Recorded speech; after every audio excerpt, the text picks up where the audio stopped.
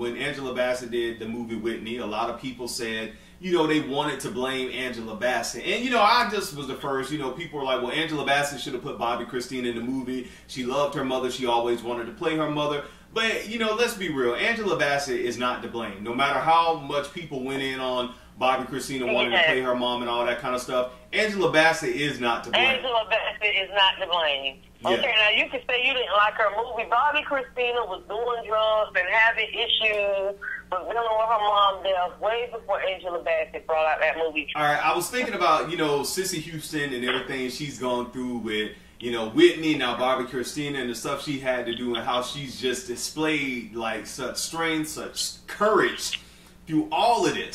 And it's just something, you know, I don't know, man. It's just really something to... Yeah.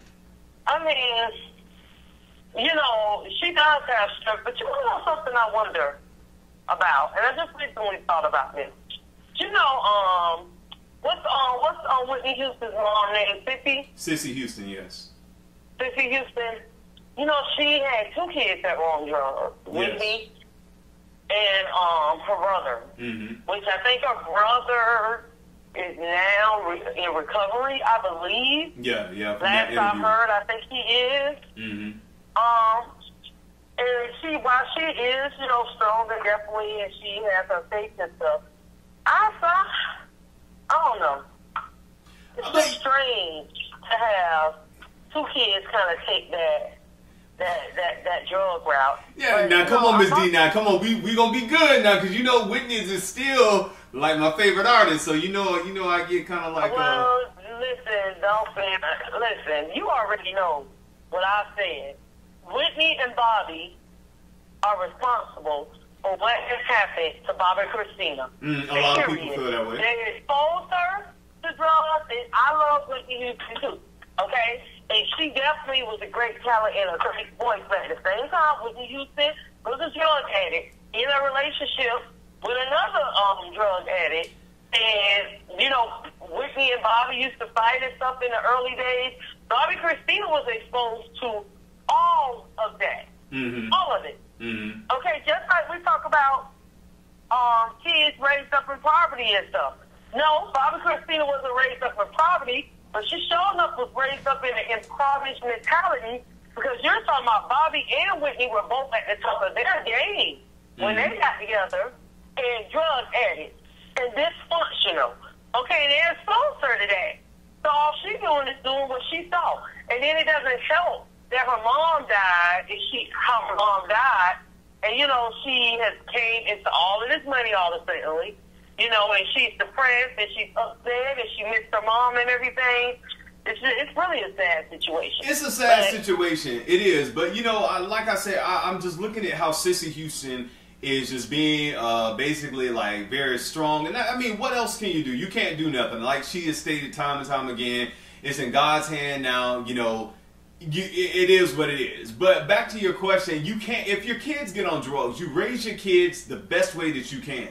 What your kids do after a certain age, that's on them. I mean, if your kids, I mean, there are people who have raised their kid to be excellent, you know, citizens in society, but they turn around. Some of them do drugs, some of them go out and commit horrible, heinous crimes and different things. When you raise your kids, you've done your job. What they do after that, that's on them. You would think that they wouldn't do that. But I mean, I don't really think that really has something to do with Cissy Houston, because her kids went and did, you know, that type of lifestyle, because all you can do as a parent is hope that your child will take what you have given them and be a productive member of society. And yes, Whitney Houston did some awesome things with her life, but with that, there was the good and the bad that came with that, like with most people, but hers just happened to be in the area of drugs. And so I understand that, you know, I couldn't understand that years ago, because, you know, and then after, you know, I really don't like talking about that, but that's just the complexity of human beings. You know, we got a good, we got a bad side. Everybody has their vice. Somebody's may not be drugs, the other person may be sex, the other person's may be, you know, alcohol, the other person may be, you know, stealing money, or, you know, everybody has that thing that they trying to get under control, or trying, you know, not to let overtake them. And I just think that was one of her things. But back to my point, Cissy Houston has still, in spite of all of that, has maintained to be a tower of strength through it all. You know, going through these situations with her family. And one thing I was thinking about, Ms. D, is that with Whitney, with other celebrities around them who have fallen into, you know, horrible times with drugs, with crime, with, you know, extortion, you know, people basically using them and a lot of them going bankrupt. Do you, at some point, do you blame the person for having these type of people around them? For, you have a drug problem, but you're hiring an assistant or somebody who's allowing that to come. Who do you blame? Yes. Do you blame the Yes, doorkeeper or do you blame that individual? I blame the individual because I'm going to tell you why. A lot of times, what happens is they voluntarily surround themselves with yes people. Okay, because they've gotten rid of all the no people. All the people that probably would tell them you shouldn't do this, you need to let this go, you don't need to do that.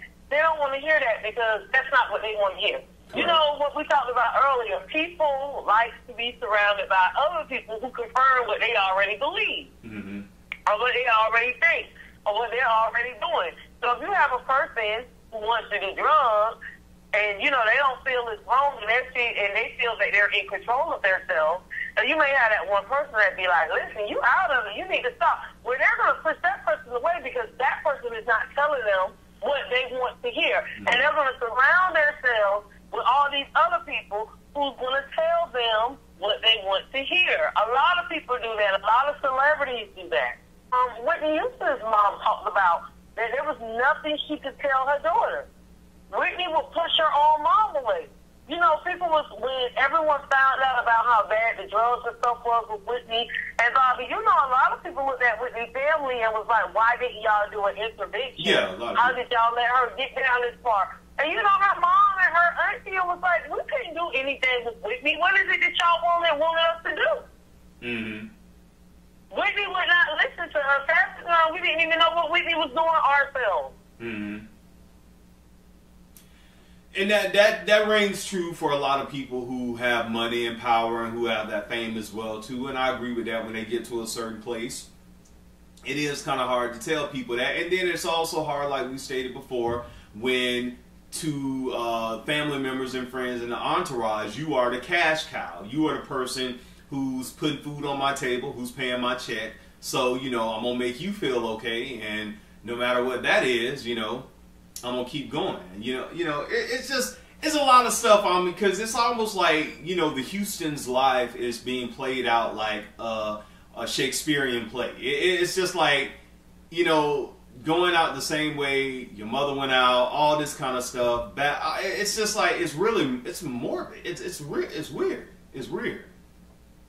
And there were people. And it's definitely sad for Cissy Houston to see. I believe Whitney was her only daughter, right? Yeah, only daughter, yes. You know, to see Whitney pass away and then Whitney's only child died too. I mean, just horrible. It's horrible. It's sad. It's terrible.